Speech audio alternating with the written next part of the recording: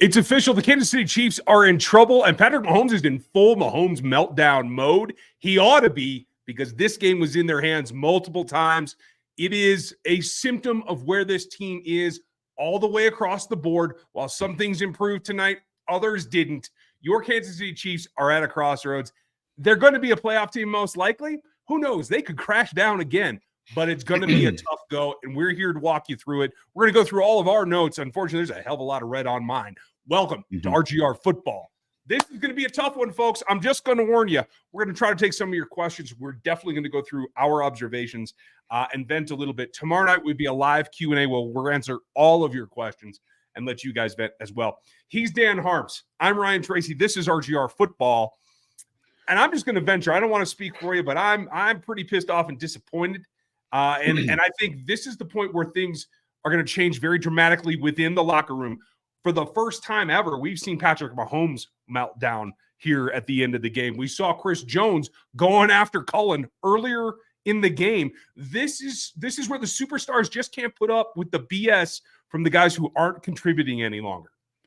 Yeah, I'm not sure who Mahomes was going after. I know that they were trying to paint the picture of him going after the refs, but we don't know. And at the end of the day, we won't probably figure that out. Obviously, Patrick might answer that question later, but this is what this team is.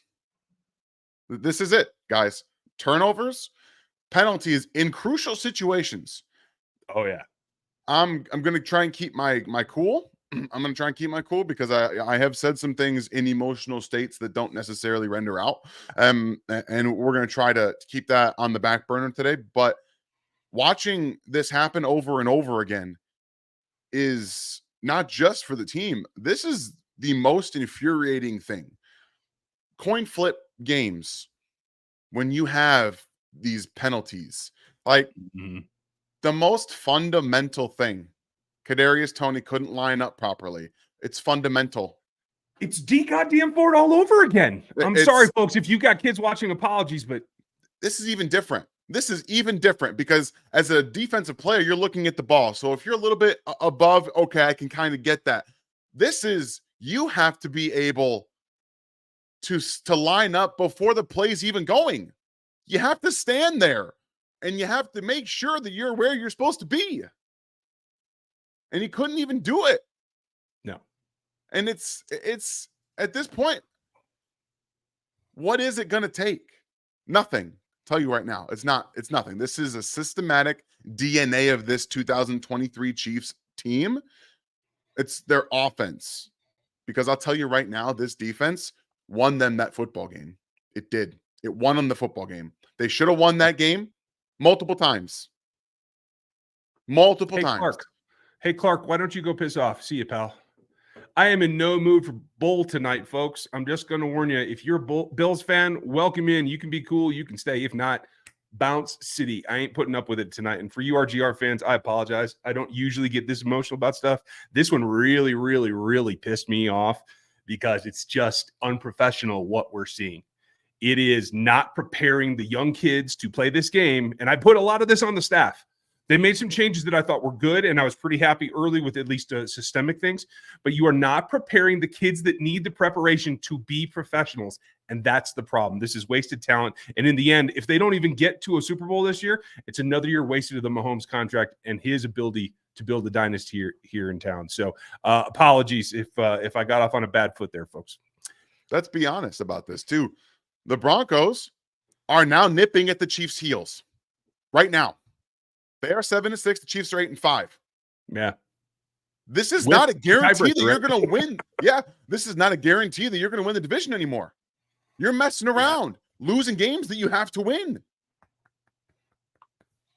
Quinn, I appreciate you gifting the membership. I'm going to distract us for a second before we both get fired up to recover. I don't know. I don't know either. And I just can't have both of us get off. No, on that foot. Please stop blaming the offensive coordinator, guys. The offensive coordinator does not line people up. He doesn't do it. He doesn't drop the ball. He doesn't run into contact. Yeah, literally. If they don't penalize themselves, do stupid things that they can control, like this game is over. Correct me if I'm wrong. So- Creed had 2 holding penalties tonight. Creed Humphreys of all people. I mean, don't even get me started. To give you something to contrast this, and we will go through our notes, folks. If you're a member, and Quentin, thank you for gifting a membership out there to somebody. If you get in the memberships, you'll have my notes Tuesday. I'll try to clean them up a little bit because there's cuss words in there too. But my notes are like all over the place. There's way more red than I wanted. There was more green as well, which means good plays. But penalties on Creed Humphrey. Can't get used to that. I'm not going to get used to that. I refuse to accept it. Dropped balls again by guys that are supposed to be your up-and-comers or at least a veteran that should be stable. Same old story. I thought Patrick and the run game overcame that a little bit more because let's give kudos to a guy that we never give kudos to, right? Clyde Edwards-Helaire played his butt off tonight. He ran hard. He gave you everything that you needed. And if you just control the ball and don't have penalties and turnovers, you're in good shape because you ate up the clock on him. I'm just furious because the game plan should have worked. Yeah, and honestly, outside of the first quarter, once again, the Chiefs played a damn good football game. They were fantastic in this game from the second quarter on when they finally got going and they got some fire. I don't know about you, I liked Chris Jones going at Joe Cullen. I liked it. I thought they desperately need some fire. Desperately needed fire. I don't see that at all. I don't see a problem. They were great on defense. They were great. They were fired up before that. They didn't need that lift. They were playing well already. And at that point, it's a superstar having a tantrum on the coach. I don't think that is a way to lift that team. If they needed, if they were down the drums getting run on left and right or just giving up yardage, okay, maybe. But I don't know. I didn't take it that way. You may be right, but I did not like seeing that. I don't necessarily think that a coach with a player like that is anything personal. I thought that taking the iPad and throwing it down was a little bit too far. Personally, I thought that was more someone taking their tablet and kind of throwing it down. When you guys are having emotional screaming battles on the sideline, I can understand that. And I think that sometimes that's exactly my point, though. By seeing that tells me that Chris Jones pushed Cullen farther than he should have. At the end of the day, you're the player, he's the coach, end of story. So if Cullen gets to that point, that man has taken a lot of BS from a lot of really good players. So if you got him pushed that far, I think that's over the edge. But we can argue about that someday when any of us know any of it, because we never, ever will. Joe Cullen will never say a word about it, I guarantee you. Oh, no. So let's see. We have plenty of questions coming in. If you guys want to get answered tonight, hit the super chat and we'll get that in there. And I'll stop complaining about on sideline antics.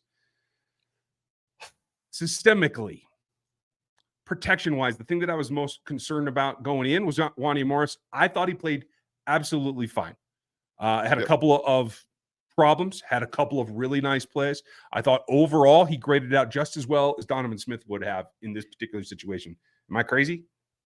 I think he's better. I think he was better. That might have been the best left tackle performance we've seen all season.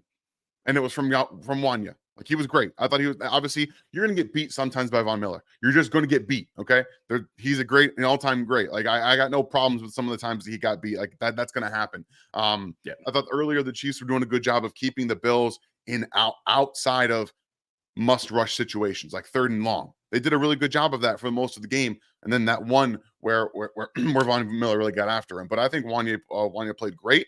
And the rushing touchdown from Jerick McKinnon, they rushed right behind Wanya Morris. They said, hey, you go ahead and close off the outside. We're going to run right off your butt once again for not just a big play like they did with Pacheco last week, but for a touchdown this time. He is, right now, their starting left tackle for the rest of the season. End of story, in my opinion. I think they'll mess with it, unfortunately, but you're right, he should be. I thought there was good interior push from the 3, particularly Tooney and Creed working together on a couple of duos and a couple of pass block double teams as well. Like, I thought overall, they played fine. Taylor had the one penalty, right? Yeah. I mean, the one thing I could complain about Wanya would be, letting Epinesa, a guy who always bats the ball down, get off that line without a good punch. And I think I put that on social media too. Those are the little details about a guy who's starting his first game. You guys can't hold that against him too much. But yeah, a good punch there brings those arms down. And that's what you're going to have to get used to. And he'll learn that. But overall, I don't think, despite having pressure and a couple of times, and I do believe, I don't know what you saw, Dan, but I felt like Patrick's elbow got hit on that last pass that went to sure. no one. Had dudes in his face, but I can't say that it was anything gross by the offensive line that led to this inefficiency. No. I don't think so. I think that they did a pretty decent job most of the game. Like I said, sometimes you get beat or you get an inopportune pass that gets knocked down, things like that. The biggest issue was not the Bills defense in this game. It was the Chiefs. Once again, they beat themselves in this game. I don't know, man. They they did everything they could to stop the Bills from taking multiple touchdowns and putting them on the board. And then the offense just is in shambles in clutch situations. Players are just not where they need to be, not doing what they have to do. And I thought the fumble from Rice was really unfortunate. Like that was one of those, they're driving the ball once again. Like this is very reminiscent of what happened to Travis Kelce about a month ago. Fumbles the ball down inside there when they're driving.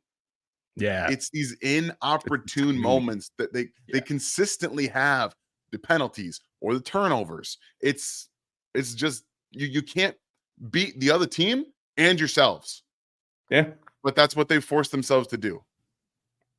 And it just, I did agree with what Roman was saying on the broadcast about how you continually put both the quarterbacks, but Patrick in particular, in situations where he has to be the hero. We are not giving him enough support. And that's what it comes down to. I thought it was up and down for Tony. Obviously, the lineup is just inexcusable. Absolutely. Yeah. The drop earlier, inexcusable. You got to be past that. But I will give them credit systemically with what they did with him, because I felt that there was at least 2 runs inside the tackles that he had from the running back position that I thought he actually did well on. So they found a way to utilize him in a new way that wasn't as gimmicky, was a little bit more straight ahead, a little bit more north and south. And I felt like that functioned. Yeah. Overall, I'd call it a wash, if not still a negative game for me. I would grade him out overall as a negative because of just the monstrous size of his mistakes in this ballgame. Kadarius Toney is a perfect example of why he was drafted as high as he was, but also why the Giants said, "Nah, we're good." That's exactly what this is. Every game that he plays, it feels like, where he's supposed to be a major factor, he reminds us why the Giants said, "No, we're good." Like, it's ridiculous. And at this point, you have to, if that player was Richie James, let's just think about if that was Richie James in that moment, or in any of these moments, what's the net outcome of your position? Is it better? Probably. I mean, the net gain to taking out Kadarius Toney and having it be Rashee Rice or Richie James. What's the pass off here? I mean, I'm just kind of, I know they're trying to do their best to get talent on the field, but at the same time, when the talent that you're trying to put out there is negatively impacting your ability to win football games, something has to change. Benchings have to happen. I'm at this point. I'm at the point where they need to start legitimately benching players. I was there a couple weeks ago, personally, but some of these players, these wide receivers, need to be benched. You need to be okay. You can't seem to be there in the big moment. Go sit down. Yeah, I mean, gather yourself. I will say this: the people in New York will tell you that Richie James will eventually drop the ball as well. Fine, but right now, he did, he did. Yeah, I still think that that's a positive step forward. I agree with you, but everything, like, there's no consistency. Kelce and Mahomes missed each other on a goal line route. I mean, that stuff doesn't happen, right? Rice, again, good performance, up and down. Had that fumble because he just pressed too hard, and that's something that I think for folks that think that he should be Dwayne Bowe at this point, he is still a rookie. And in college, you can go into contact with a linebacker and not worry about losing the ball. In the pros, they will take that from you and make you look like a child, and that's what happened. It's just those little details that even when he has what I think is a very good game contributing to the offense, there's still a minus. So you don't get any of the pluses that are unadulterated at this point. So next season, what's it going to be? It's going to be Sky Moore and Rashee Rice and probably 3 or 4 new dudes. That is my guess at this point. And Sky, only because he got one target tonight, didn't catch it. That was calling it a target was a misnomer. Yeah, But I agree. still, the only reason he'll be here is because he's under contract, and you don't walk away from a rookie contract when you need contributions. But there's a whole lot that has to go into that. I think they're going to revamp the coaching staff. We'll talk about that in the offseason. I'm not going to get into the offensive coordinator and the wide receivers coach tonight. We can't do jack about it for about 7 weeks. So there's at least that. But Jason, thanks for the super chat. We appreciate you. Appreciate you, Jason. You lay it out there the way you should. Forget about the Super Bowl right now. Do they make the playoffs? I find it incredulous to think that it's even a possibility that they fall out of the playoffs. Yeah. Is it within the realm of possibility? It certainly is. But like you could push me over with a feather if that happens. Yeah. I don't think that there's any way they don't make the postseason. But again, there are crazier things that have happened. We've also seen a Chiefs team that won 9 straight games and then limped into the postseason because they were not as good as that team that won 9 straight games. And we saw what happened there. So at this point, with the way that we know this team is, this is a team that will fight themselves. They can't have a clean execution-based game. It's not possible. So let's just forget about that happening. They have to beat themselves and the other team. That might be good for one postseason win, depending on the team that they get. Maybe. As of right now, you cannot think that this team is going to an AFC Championship game, much less a Super Bowl, because of the way that they have played against themselves in all of these key moments. Absolutely agree with you. It's impossible to project that. You can hope. I mean, I still hope. Yeah, there's no way to feel confident about projecting that. And for those of you that are angry at me because I didn't give this game more points, well, they didn't even get to my point total. I thought it was going to be a 1-point game. It was close like I expected, but just again, I mean, and we'll get to this because it's in my notes, and I will have to cover it. But this is just projecting to the future is so clouded right now. There's no good way to do it. So we'll just take it week by week as we go.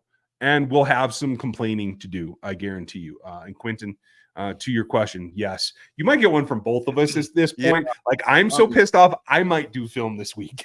Yeah, I'm pretty. I'm upset. I dropped the ball last week, guys. By the time I got around to doing like the actual, doing the rant, that fire had left. Like if I'm gonna do a rant, I want you guys to have it justified, and I want to have that feeling there, that guttural feeling. I want to have that still. So by the time I actually got to doing it, I was like, I'm not that mad anymore.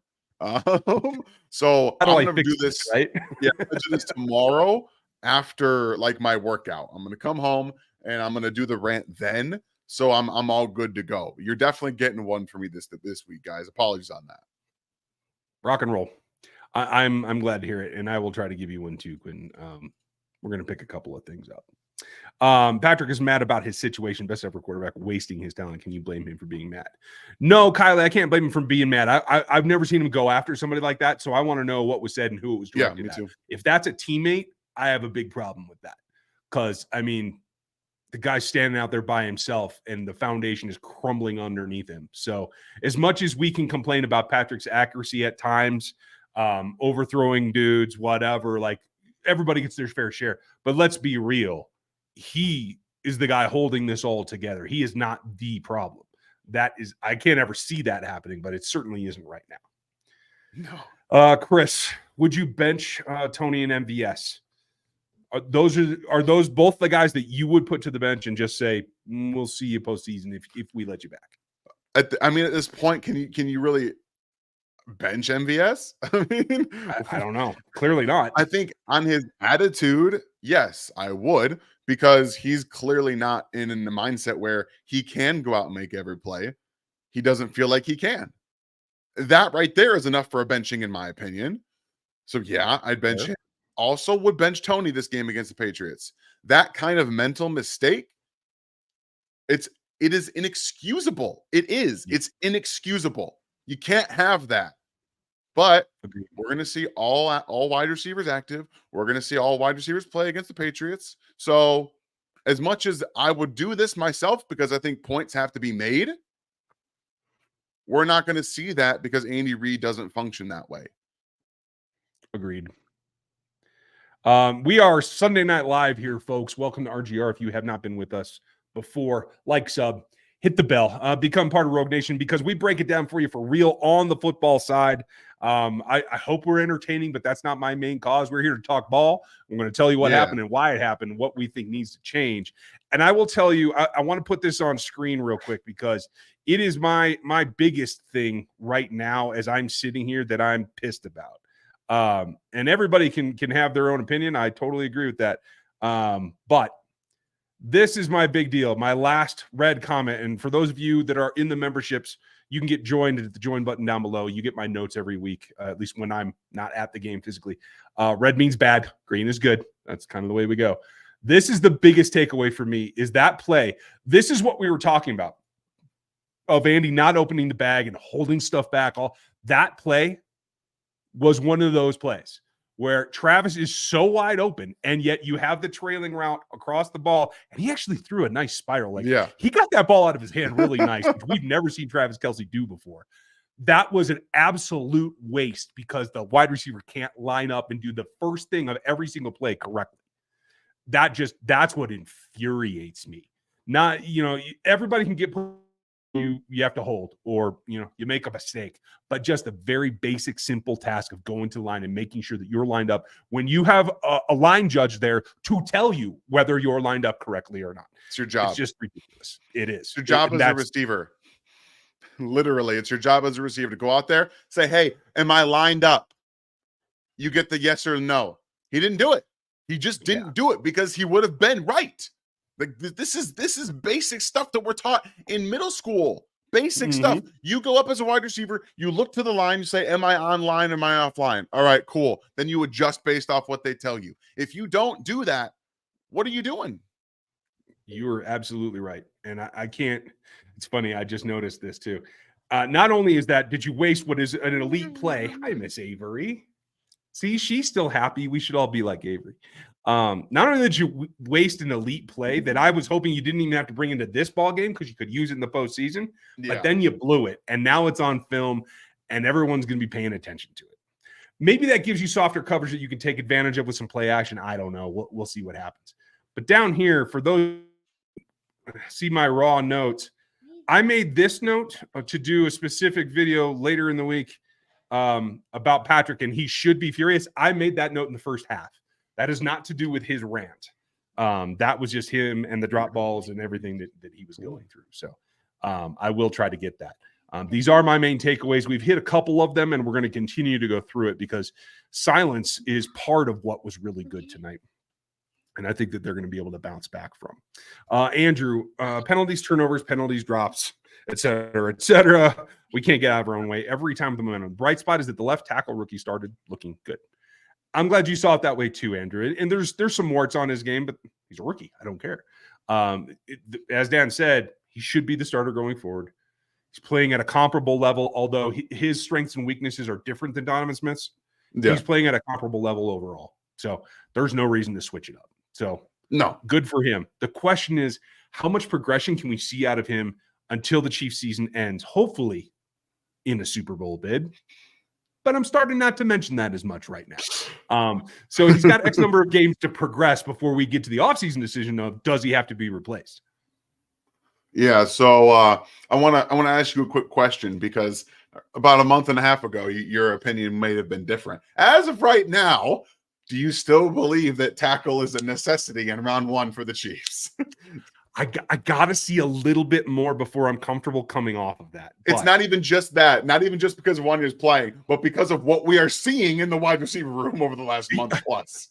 That's more of the impetus, actually. You're absolutely right. But yes, I am now about 51-49 on what should be done first.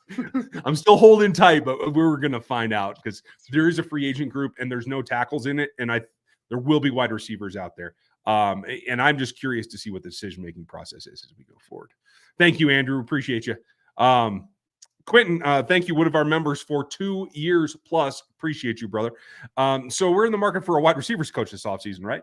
Yeah. Another one, because Todd Pinkston's on this staff. I think there could be just a switch or Todd goes to coaching his actual position that he played for Andy, or maybe they bring in new blood. But I do think there will be a change there. I completely agree with that, and I'm sure Dan will be happy about it. Yeah, I don't know what you guys were saying because my daughter was talking to me. So just a new wide receivers coach in the offseason. Oh yeah, for sure. I would expect quite a few changes this offseason and what's happening personally. Yeah. Seth, it must be hard to know you have one receiver, one tight end, and that's it. Yeah, it's a bunch of maybes outside of that. And even so, like I said, Rice with a mistake tonight as well. But here's on the positive side.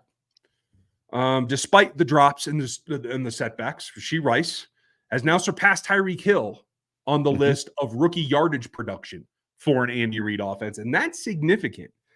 We all know that there was, a decision to be made about where Tyreek was going to go in, and so there was a little bit less direction for him at first. So I think that helps, but that is significant, and I do feel like one of my notes here is that he is real, despite the fumble, and that was just him trying to do too much. He started to feel his oats a little bit. He is a physical receiver after the catch. He does remind me of Sammy Watkins, but at that point, he just got lulled into thinking that after contact, he could just continue to muscle through other pro defenders that have some experience and didn't get the ball. Other than that, I think he's well on his way to being a number one receiver in this offense. Yeah, I have to agree. I think that what we're seeing, the route in the back of the end zone was fantastic. And he's got a real knack and feel for the back of the end zone, which the Chiefs kind of desperately need because in the red zone, there's so much less space to work with. If you can have an excellent feel for keeping your feet in bounds there, but also giving Patrick a window to throw the football to, that's exactly what you need. And he's done a great job of adapting to it and becoming that guy. Because I'm pretty sure all of his touchdowns that have been like that close to the red zone have been in the back of the end zone on the left-hand side. He's done a great job of adapting and really running his route there and being able to find those spots. So there is a bright spot in Rashee Rice. He's not just getting better from a zone perspective, but I think from knowing what Patrick wants and identifying where to be in those key moments. I'm pissed off because he wasn't on there on the 4th and 15 for the second straight week.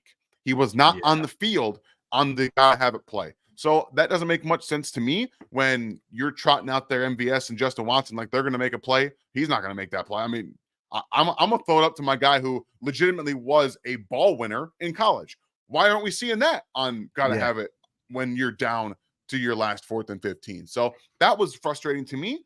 And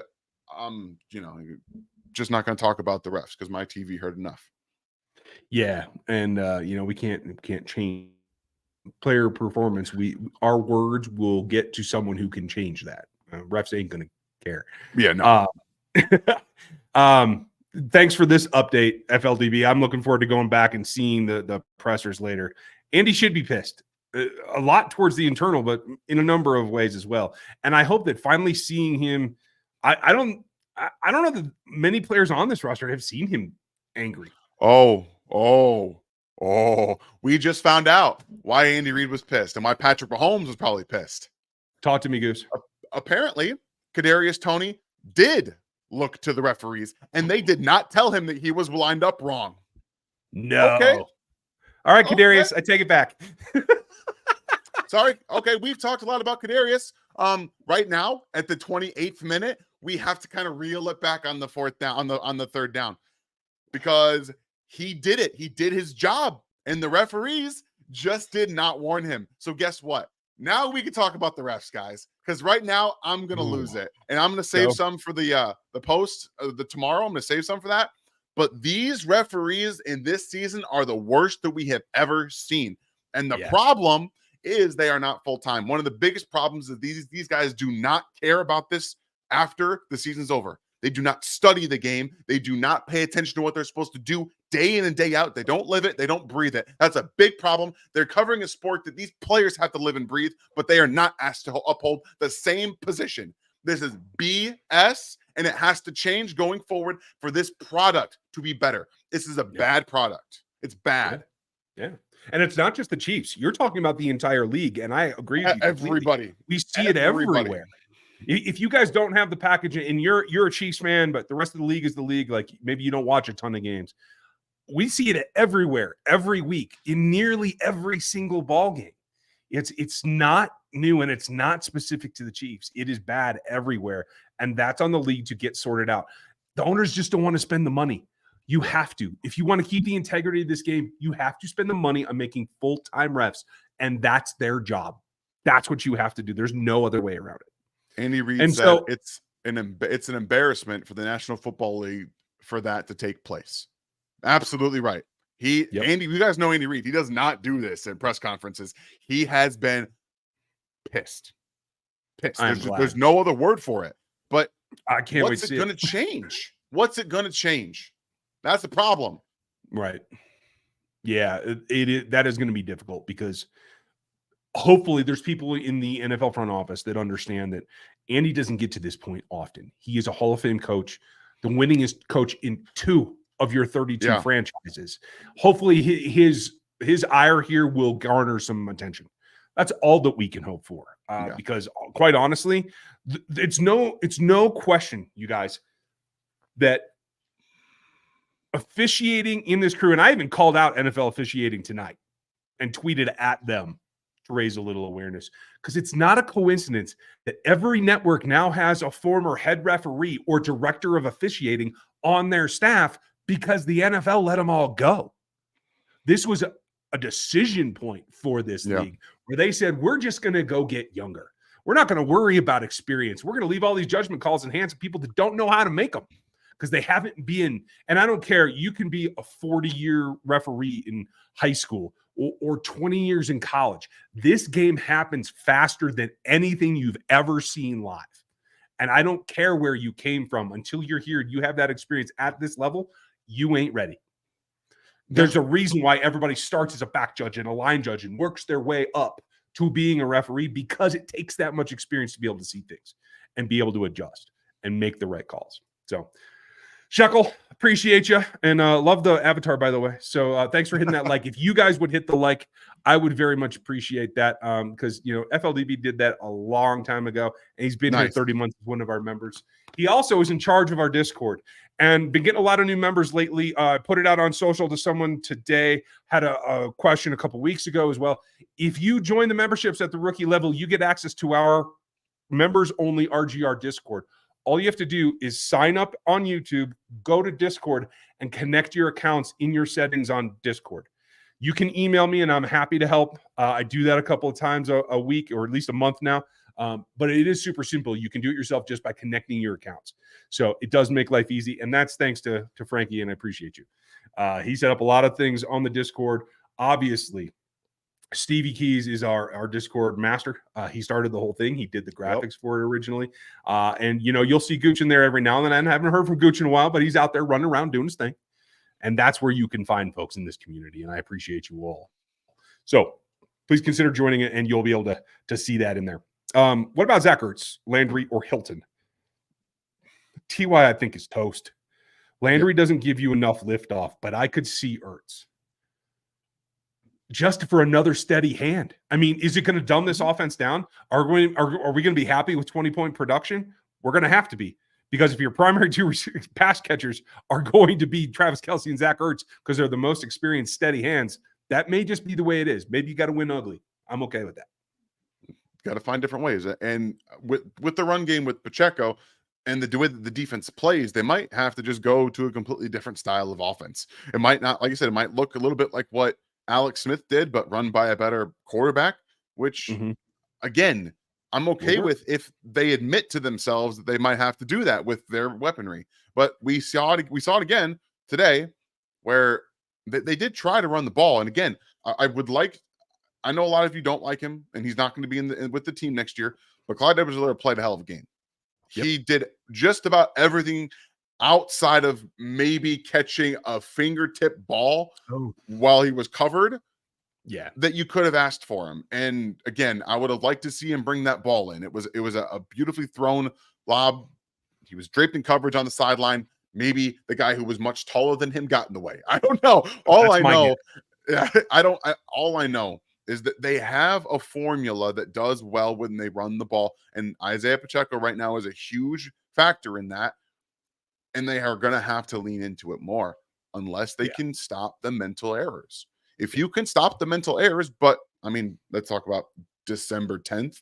The mental errors don't seem to be going anywhere. So it's time to have that. It's been time to have that upfront conversation about where the Chiefs offense is. It's not what it was in the past for this season, and it can't function the same way as all the other offenses did, because it doesn't have the players. It doesn't have the even for everything that Byron Pringle was lined up, ran his routes, he caught the damn ball. I just, even a few years ago, like, we're in the situation now where we're seeing guys line up, run the wrong routes, dropping footballs. Even Byron Pringle, who's getting production in Washington, he's getting production. He's getting the ball. Like, he'd be an upgrade over some of the stuff we're seeing right now. So you got to have that conversation with yourself and admit that you can run the ball well, run play action off of it, and figure out how to win with your defense. Well, and this is why that's the only reason I'm reluctant, Dan, that maybe tackle does stay the top priority in the draft, because it feels to me like Andy and Veach's reaction to this is going to be fine. We're going to keep Rasheed, we're going to keep Sky because they're rookie contracts. We're going to go get a bunch of veterans in free agency, and we're going to get guys who know how to do this stuff already. That's my concern, and that means overspending, and that means Chris Jones is either tagged and traded or he just isn't re-signed. Unfortunately, the rubber is going to hit the road there somewhere. Yeah. So we'll talk about the offseason. I'm not trying to upset anybody. I'm not trying to gas anybody up about panic for the offseason, but it's going to come down to it. Something's coming. Iron Man, you're right. They just aren't getting it down. And at this point in the season, this is when Sky was starting to take off last year, right? Rasheed's obviously way ahead of him, but Sky isn't getting any better. Kadarius Toney, I'll take back if he asked and was told he was aligned right, then I'll take back what I said before. But still, it has been very late for him to blossom in this offense. You still need to get a lot more done, and it's on the learning side. It's about understanding the offense and the defense that you're presented with and understanding it. It is an intellect issue, not a physical issue, in my opinion. No, I agree. If you disagree, though, Dan, I totally get it. No, you guys, you're right. So I've seen a lot of Bills fans, which is fine. I appreciate some of you that are just kind of being in here and just supporting, talking. Some of you come in here and you just start mouthing off. I'm going to be out. I'm going to be in here and you guys are going to be out. All right. I did want to just point out one that is absolutely true. Eric, thank you. Chiefs got a taste of what it is to be a Bills fan. Yeah, you're not wrong about that. It's very true. This has been defining the Bills organization, excuse me, for years. So yeah, I agree with you. And it's not fun. So hat tip to you for dealing with that. And hopefully we can all stop dealing with that. Well, and what's funny is this is going to be an ongoing thing. Josh isn't going anywhere and Patrick's not going anywhere. We're going to be seeing this kind of game for a very long time. And honestly, for all you Bills fans that are in the chat, we're all pretty lucky for that, because this is going to be good competitive ball for a long time. You guys have had a frustrating season. The Chiefs have had a frustrating season. So we're all kind of pissed off, right? Because of lost opportunities, unreached potential, but it's still good ball. And it's still going to be to the point where it's going to be competitive for a long time. I really like the fact, and it only struck to me when my wife said it after the ballgame,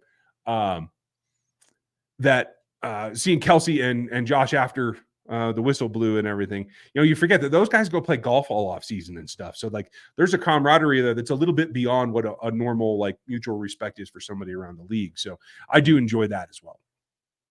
Brian, you're absolutely right. It is frustrating to say the least. And I'm sorry I lost my temper earlier, folks, especially if you had kids watching. I'll try to tone it down. My wife was like, what does the white hat seem to hate the Chiefs? Dorian, I would love to know how you responded to that. Yeah, me too. Can you help us all out a little bit? We all want to know. A little help. Thanks, Dorian. Appreciate you, buddy. Thoughts on Sky Moore? Hardly saw him. We kind of went through that. And Wanya. Okay. So, Brett, I think we answered most of yours. Tough draw against Buffalo. I was actually really happy, and I think this goes to the power of the interior three. Ed Oliver's name was called by twice this evening. So I thought that was a positive for the O-line as well. Yeah, I agree. I think they did a good. I don't really think Buffalo's defensive line outside of Vaughn at times is all that great right now. They're dealing with some injuries and depth issues, which is tough for them. And when Vaughn hasn't been Vaughn, I'll be honest, like he hasn't been very good this season at all. So he dialed it up a couple times. You kind of count on him for that.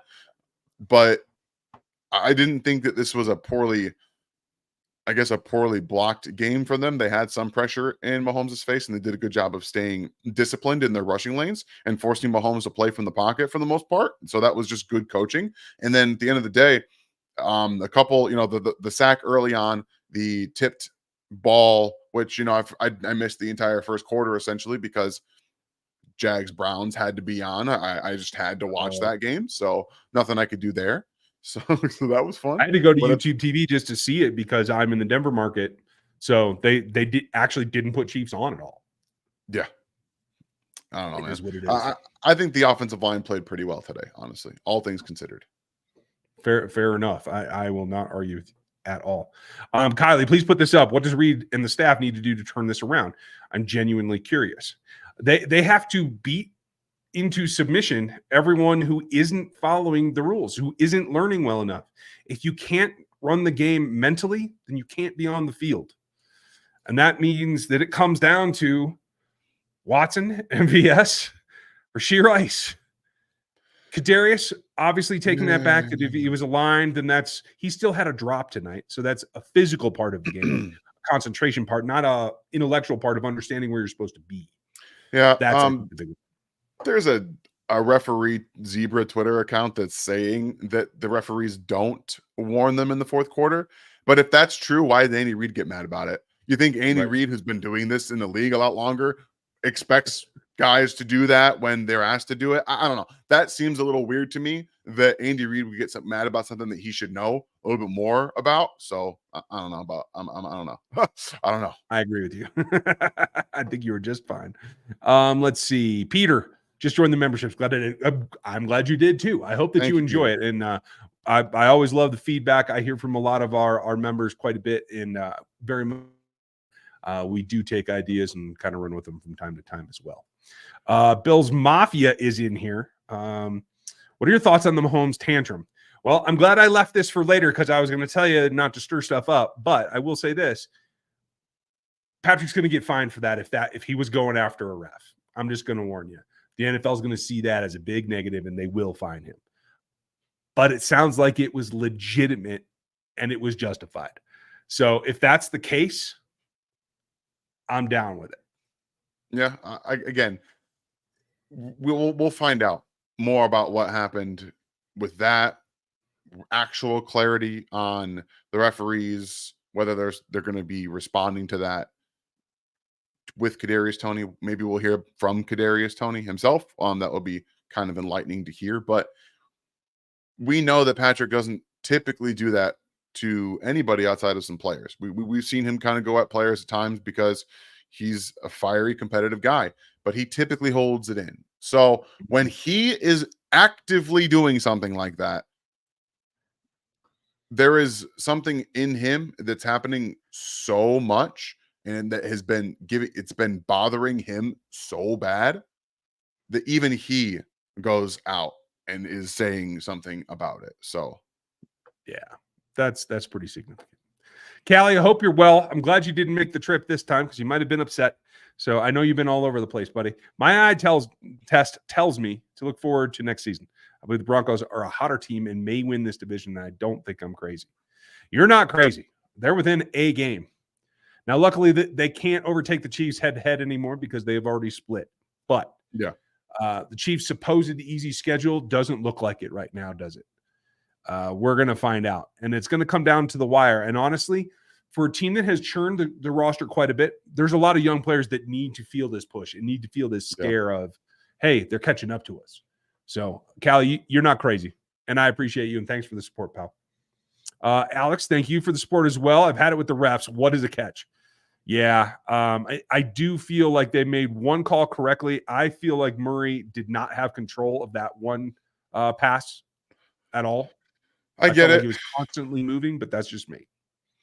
I totally get them keeping with it on the field. I guarantee you, if that would have been called incomplete, they would have kept with that call on the field. Like I understand that one. Like it's frustrating because I also I didn't feel that he had full possession, but at the same time, I could not clearly see that he didn't have it. Like that's the thing. It's like it's all by feeling. So they got them the Kelsey catch right because he was down, and then they couldn't really do much about the other one because there was no real clarity. So we're going to have these conversations about what is a catch and what isn't a catch at all times because they allow players to break the plane and then drop the football and it's a touchdown, but they don't allow them to catch it with 2 feet inbounds in the back of the end zone and then fall out and drop it. So we're going to continue to have these problems because they can't even figure out how simple this should actually be. Yeah, you're absolutely right. And it's going to get hectic in the offseason. I'm just going to tell y'all. Jordan, thanks for the support. Appreciate you. Thank you, I love reading. I'm glad he's here. But at what point do we start pointing at Andy for the lack of discipline and accountability on the team? That's a fair argument. I don't know if we're there yet, because of these things that we've been talking about, an inexperienced coach in the position room at the wide receivers, the changeover in the offense. I don't think there's any complaints about the defense, to tell you the truth. So I completely understand that. Oh, shoot. I totally forgot about that too. I was going to give you guys a heads up that I had something special on the RGR Craft channel that's coming up tonight. That'll be out in about half an hour. Nice. One of my favorite parts of the year. I did the unboxing the other night, and I wanted to get that for you. So check out RGR Craft. You can sub to it. There's a link in the description and all that. And you're going to get wine, whiskey, and beer, maybe a little bit of food. We'll see what Dan and I do with this eventually, because it won't just be me. But you're going to get my whiskey takes here pretty quick. So if you're into that, go check out RGR Craft. We would love to have you. I will say this, that the accountability portion of this does come from the lack of EB being in Washington. That was his role. And I think maybe that's something they're going to have to rectify. Yeah. And thank you for yours. I'll take a mistake from a rook than a vet, more than a vet. Yeah. I am totally with you. Yeah. I think we all get into that. And that's why, despite Rice and his drops or mistakes or whatever, they continue to feed him. And we've been adamant about that since the beginning. Nothing changes on that for me, Dan. What about you? No, you're going to have some growing pains with the rookie. Like that's something you can and should be able to live with. It's okay. You have to understand. I didn't even get that mad about the fumble when it happened. Like, yeah, that sucks. But the timing of it is the worst part about the whole thing. Not that he fumbled. It's just that you have to know in that situation, you're probably not going to be able to win that one-on-one. Kind of get out of bounds or go down there and just kind of let the play. And he'll learn that more. You see Travis kind of understand that at times too. Like he'll learn that. But they went right back to him on the very next offensive play, and he got themselves a first down on that screen play. Like just that's what I like to see from the rookies. But from those that continuously make mistakes, they can't be trusted. They can't. Yeah. And that's the problem. And we've talked a lot of folks asking about the fourth down, why Rice isn't out there. We've talked about that as well. I think that's just a standard package that they do have to look at changing now. But for a moment, I want to take a sidestep because I do want to show you guys something positive, because I've heard from several people who went along with me this weekend. And what we did over here on our Friday picks was make some money. And that was kind of fun. There we go. We hit on our four-way for the Rams Baltimore game, and everybody came through for us. So we're pretty happy. I had laid another one myself personally that I didn't put on the channel just because it was a personal one. And I missed on 3 of the 4, and the only guy who came through for me was Bailey Zappi. So we get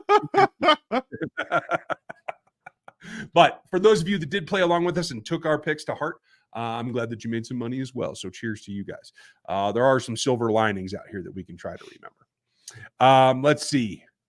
Nunya, on to next year. Who are we moving on from? Honestly, I think you could see everyone go except Rice and Moore. And there's a question coming up here, and I will include him in that. But do you think it's wholesale, Dan? Do you think it just needs to be cleared out?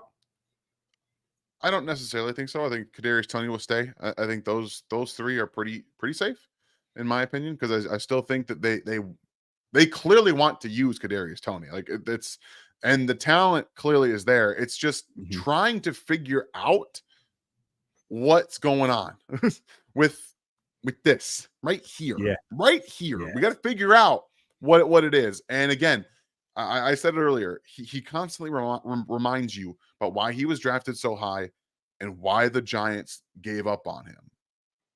I think that over this season, we've come to realize that it's very obvious the talent is clear, and that's what's going to save him a roster spot in Kansas City. So I think those three are pretty clearly safe. The young guys. Outside of that, everybody Yeah, and that's kind of where probably I'm should at. be gone. Probably.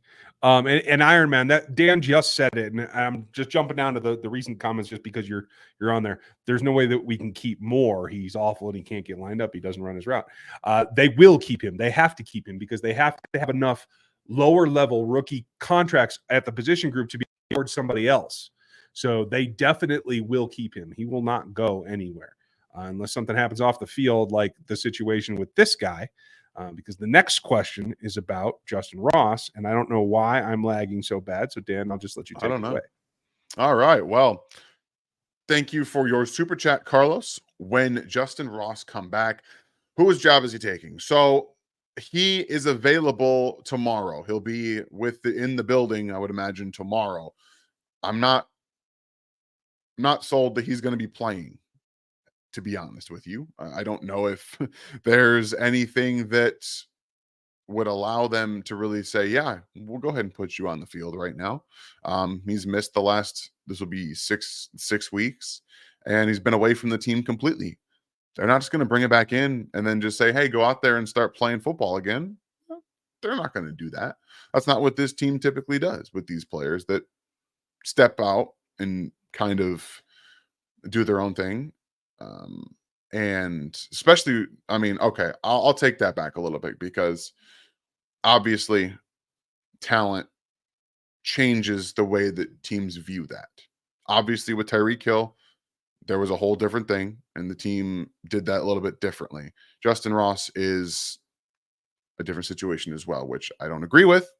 Doesn't mean that's how it'll be handled. I don't think he'll be playing for the Chiefs.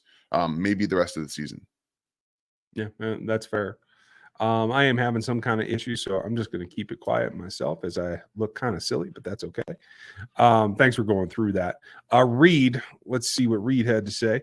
Wide receiver strategy, draft heavy or spend and get vets. Unfortunately, I think it's going to have – right now I feel like the team's going to want to go on the vet side because if you just go draft super heavy, now you're in the same situation where you got a bunch of young guys who don't know what they're doing. And I don't think it solves the problem. Yeah, it's tough. You don't really know what you're getting, but I think at the same time they need to go through some of these growing pains. Look at the Packers just last week. That is a very young, talented group. There's a lot of talent, a lot of youth, and a lot of inexperience. But over time, throughout a season, when you're all figuring it out together, younger players typically have an opportunity to get better and learn from those mistakes outside of veterans who have developed their own way to play the game. But if you're teaching all of them at the same time how to play the way you want them to, you might be able to get a few of these younger guys developed. And I tell you right now, Jaden Reed looking pretty damn good in Green Bay. Just saying. It's like somebody told me that. I can't remember who that might be, Daniel. I don't know, you guys. Granted, they did draft Rashee Rice, and he has developed very well for them so far. So can't be too mad about it. Hey, I'm having click issues, so I'm just going to have to let you drive the rest of the way. Oh, okay, cool. What's up, Real KB? Thank you for your super chat. Appreciate it. Do you have a question down here? Does he have a question in here? Not that I saw. All right. Well, thank you for your support. If you have a question, go ahead and drop it in, and we'll make sure to answer that for you. Hey, Jesus, how's it going, man? I know this is kind of a frustrating time for everybody. What can Andy do to shake things up? Well, again, we kind of talked about this a little bit. They have to look themselves in the mirror as an offense and see what they are. It's a group of wide receivers that aren't as talented as we thought, aren't on the same page with their quarterback, and they have a run game right now with Isaiah Pacheco when he's healthy that should allow them to run things a little bit differently. Win games more with their defense and their run game and lean into it a little bit more, get creative in their run game with their run looks, things like that. So I don't know. That's what I would say. And I think Ryan's nodding his head in agreement with me. So I think we'll just go from there. I'm desperately trying to anyway. Yeah, right. Iron Man, Casey, what's going on, man? Thank you for your question. Rice was telling Moore where to line up. That's a problem. Moore can't be on this team. So this happens with just about every receiver. Sometimes you have plays where even veterans are lined up wrong. Like you'll have Devontae Smith yelling at AJ Brown to line up somewhere else. That happens. He's not, lining up offsides and doing stuff like that. So I'm not entirely sure about him can't be on this team. Like, again, he'll be here because he's a younger player and they have a rookie contract. So there's that. And it looks like Ryan has figured something out here. I switched to a laptop. Can you hear me? I can hear you. Rock and roll. Okay. If there's not an echo, then I'm just going to run with this. This is just going off the laptop speakers and mic. So it might be hideous for a minute. No, it's good. It's good. It works. Okay, cool. A little bit different. Yeah, I mean, Iron Man, I'm totally with you. It does happen, and I wish that it didn't, but this is what happens for rookies. We'll see if they can get out of that. But I do think we'll see progression. We've seen progression to this point, and I think we'll continue to see that. Yeah, agreed. Let me switch over and sweet. Nice to see you, Chuck Norris. You're the only that I got in that starred group there, Dan. So whatever we're doing, you're driving. All right. No biggie. Thank you for your super chat, Teddy. Honestly, at this point, I don't want to win the rest of these games. I want it's easier to move up into the top 10 or 8 to get Malik. And so I understand feeling like that. I understand feeling that way. But we all have to remember they want to win games. And their opinions aren't going to mesh with how we view this. The New England Patriots, who had one of the worst records in the NFL, decided to win a football game when they had no business of needing to win said football game, which hurt their chances at getting a top quarterback in this draft class that they desperately need, because NFL teams like to win football games. And for everything that Bill Belichick is, he just made it harder for himself to keep his job if he can't get one of these quarterbacks next year. But at the end of the day, this is what we're seeing. We're going to see this happen continuously because they're going to go out there, they're going to try to win these football games. And also, I know it's kind of niche to say, but their schedule is easy. They have a very easy rest of their schedule. So they're going to want to go out there and win out. Okay, hopefully the mic is still working. I made a small change to try to facilitate some things. Yes, I can hear you. Okay, cool. I'm glad to hear that. But yeah, I'm actually looking forward to seeing the Patriots game, just because, Zappy and all that stuff. But you definitely can shoot yourself in the foot if you don't pay attention to the overall goal, right? Right. I just want to push this up here real quick. Thank you, Teddy, for that. We have the Patriots fans in here doing the same thing with you, man. They don't want to win just as much as you don't want to win, Teddy. So yeah, we don't want to lose the Patriots either. That's a tear it down kind of situation for the Chiefs if they lose to the Patriots next week. So we're going to be right there with you, Roberto. That's for sure. Folks, I am going to be live on Locked On Chiefs with Matt and Derek post pressers. Looks like they've come to a conclusion. So we're going to get over there here in a little bit. We're going to wrap it up here in the next couple minutes. Whatever comments we have left in, you got this. Where are we going next? All right, Teddy. Also, every non-Rice guy can go. Yeah, right. All of them. I'm not going to argue if that's what happens. Like, I'm not going to say, no, they should keep these. I'm not going to do that. I'm not going to fight for this wide receiver room that has legitimately maybe nuked any chance of them winning a Super Bowl. Like, they've taken 4 wins from the Chiefs. Drops, penalties. They've legitimately taken wins out of the Chiefs' record and given them to the other team in high leverage situations.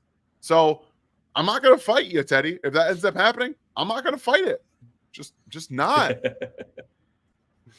All right, guys. We have maybe the greatest member of all time, the great Chuck Norris, welcome them into the member section here at RGR. Thank you very much for being here with us.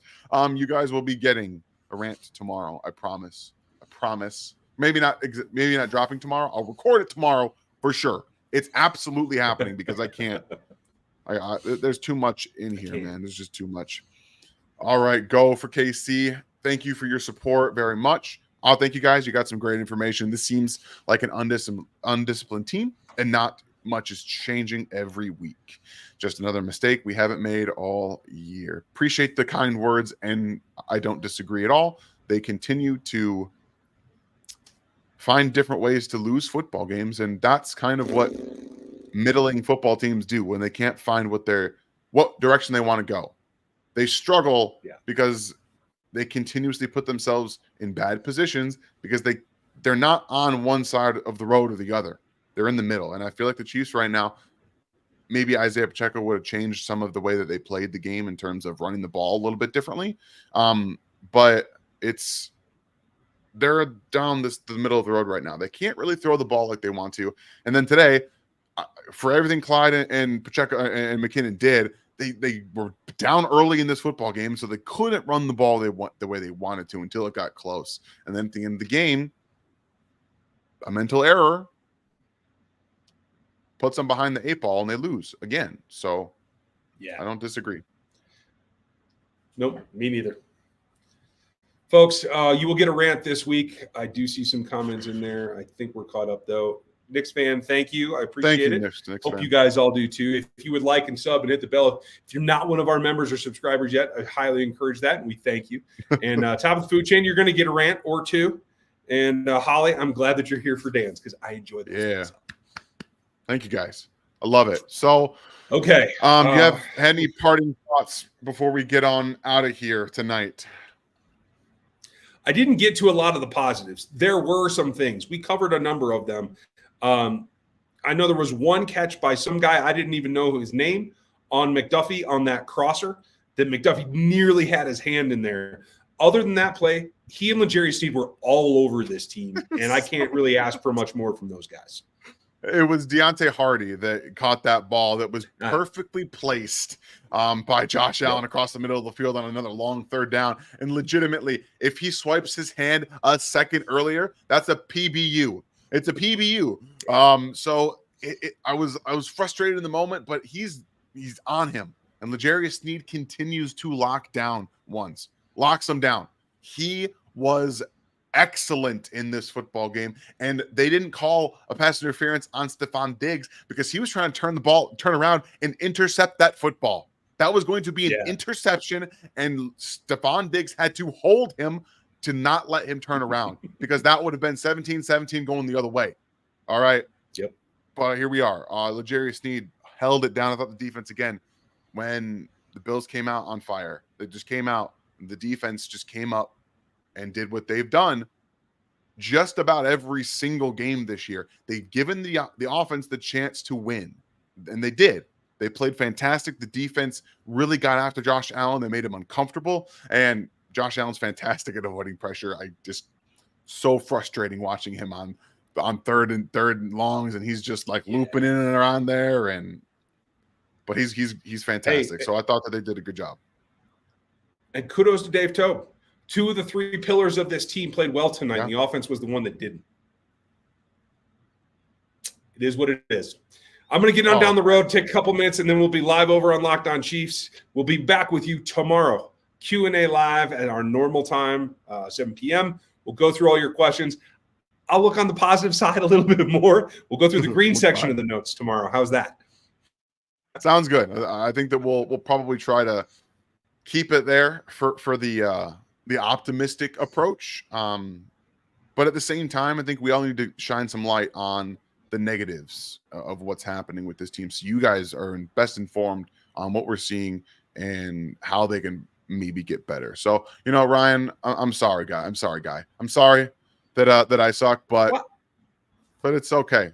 I'll be okay. I appreciate you coming here and supporting the channel anyway. So you have yourselves a fantastic rest of your evening, and we will see you guys tomorrow on the Q&A. I just said pound sand. Good job.